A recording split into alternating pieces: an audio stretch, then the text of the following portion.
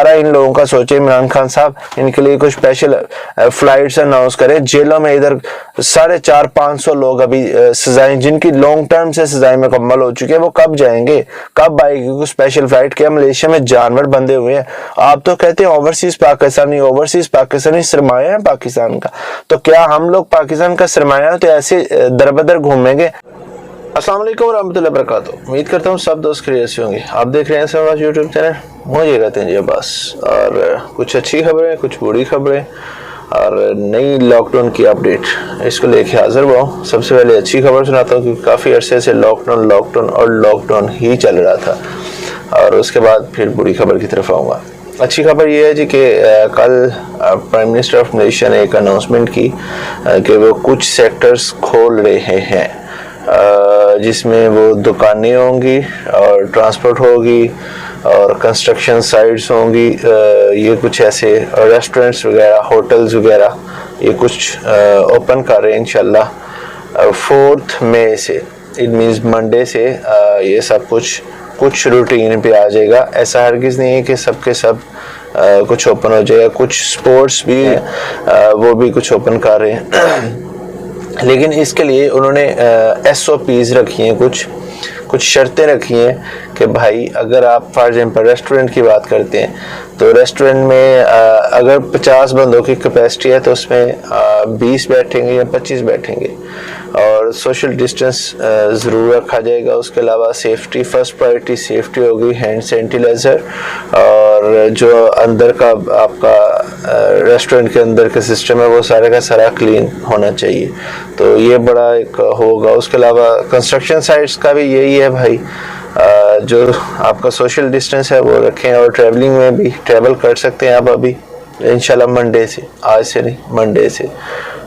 उसके बाद ये तो अच्छी खबर थी जनाब। वैसे लॉकडाउन जो है वो 12 अप्रैल तक ही है, ये टेम्पररी उन्होंने कुछ सेक्टर्स ओपन कर दिए क्योंकि मलेशिया काफ़ी ज़्यादा लॉस में जा रहा था। 6 बिलियन ये पिछले कुछ अरसे में इन्होंने लॉस किया, और हर मुल्क की एक इकोनॉमी होती है और वो जब तबाह हो जाए तो बेड़ा गर्क हो जाता है मुल्क का। अभी इसके अलावा JPK खोल रहे हैं और JPN खोल रहे हैं, इमिग्रेशन खुल रही है। जिन दोस्तों के वीज़ाज एक्सपायर हुए थे वो वीज़ा सब लगवा सकते हैं। 4 अप्रैल से भाई इमिग्रेशन खुल रही है। अब आप ये नहीं कह सकते कि भाई लॉकडाउन था, मेरा वीज़ा एक्सपायर हो गया, मैं नहीं जा सका, जहाज़ नहीं थे।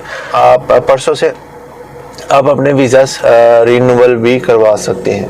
ये तो थी कुछ अच्छी खबरें, और कुछ बुरी खबरें कुछ ऐसे हैं जी कि कल मलेशिया में एक बहुत बड़ी अफरासी है। मेरे ख्याल से मेरी जो हिस्ट्री है पास्ट, जितना अर्सा मुझे मलेशिया में, इसमें सबसे बड़ी ये अफरासी कह सकता हूँ। ऑलमोस्ट 580 समथिंग को अरेस्ट किया गया।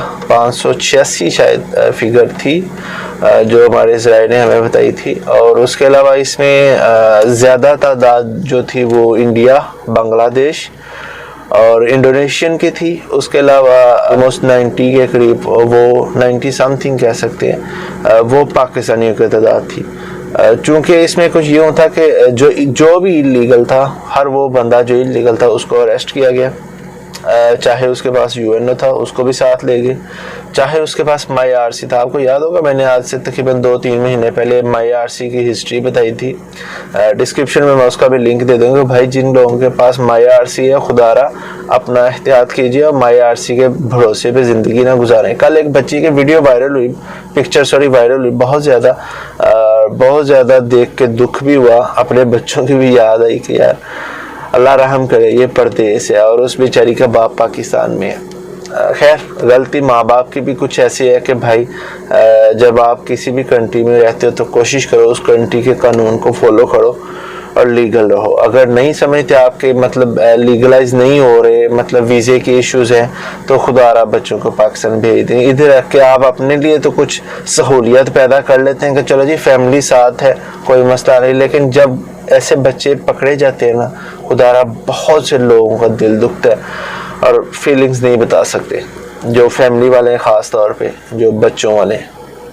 उसके बाद जनाब रात को कुछ यूं हुआ कि 100 के करीब इन्होंने रिलीज़ कर दिए बंदे, वो लोग रिलीज़ कर दिए जिनके पास जेन्युइन यूएनओ कार्ड था या जिनके वीज़ाज जेन्युइन थे और उनके बॉस के पास थे उनके पासपोर्ट्स, वो सब के सब उन्होंने रिलीज़ कर दिए। ऐसा हर किसी नहीं कि उन्होंने हर इल्लीगल को अरेस्ट किया, ऐसा हर किसी नहीं है।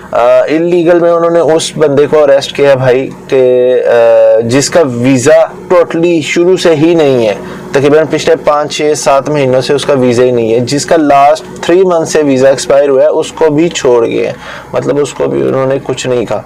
और इसके अगर स्टोरी के पीछे जाया जाए ना कि ये स्टार्ट क्यों हुआ, रमज़ान का महीना था, ये मुसलमान कंट्री है, यही सवालात हर बंदे के जहन में घूम रहे, यार मुसलमानों को ऐसा नहीं करना चाहिए, मुसलमान कंट्री है, यही हर बंदे के क्वेश्चन यही है ना।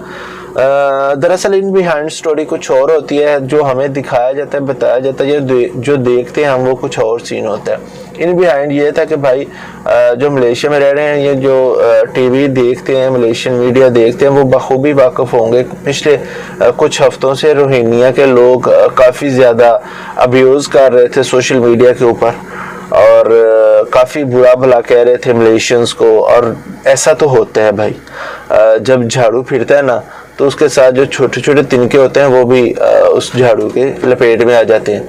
तो मलेशिया ने ऐसे ही किया जनाब, इन्होंने पहले तक 1.5 महीना इन्होंने कोई एक आध बंदा पकड़ा होगा जो कानून फॉलो नहीं कर रहा, अदरवाइज इन्होंने किसी को नहीं अरेस्ट किया, कोई अपराधी नहीं थे कर रहे, कोई किसी को कुछ नहीं था कह रहा, लीगल हो इलीगल हो, यहाँ तक कि ये फ्री मतलब ट्रीटमेंट दे रहे थे हॉस्पिटल्स में, कह रहे थे कि भाई आओ अपने टेस्ट कराओ, कोरोना टेस्ट, अगर आपको कोरोना है तो हम आपका फ्री ऑफ कास्ट इलाज करेंगे, मतलब सहूलियत ये दे रहे थे। ऐसा हर किसी नहीं कि हम किसी को बुरा भला कह सकते हैं, एक बर्दाश्त की लिमिट होती है, इन्होंने भी बड़ा बर्दाश्त किया।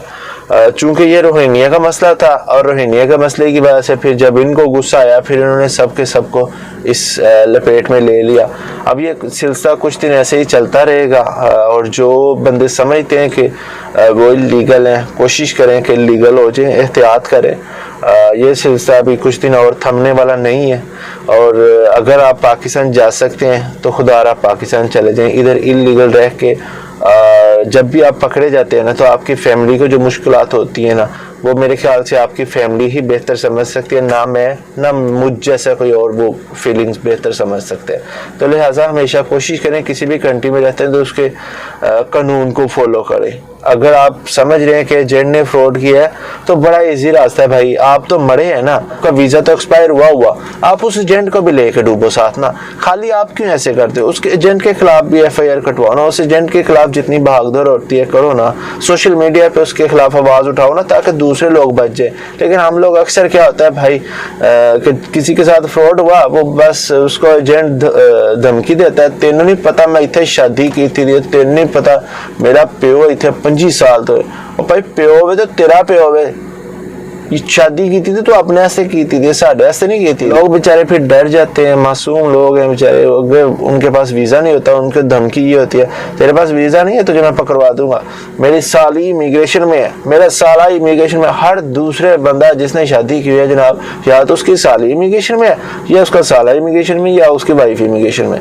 भाई गरीब जाए तो जाए किधर।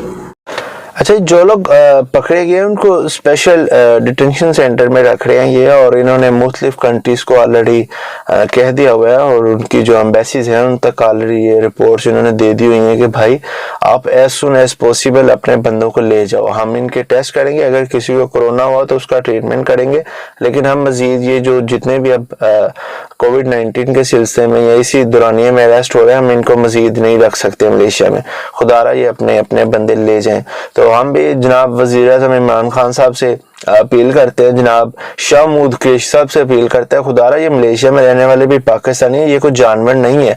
आप दुबई के लिए तो फ्लाइट्स अनाउंस कर रहे हो, जुल्फिकार बुखारी साहब आप तो मतलब अरब अमारात ही आपके लिए मेरे ख्याल से सब कुछ है।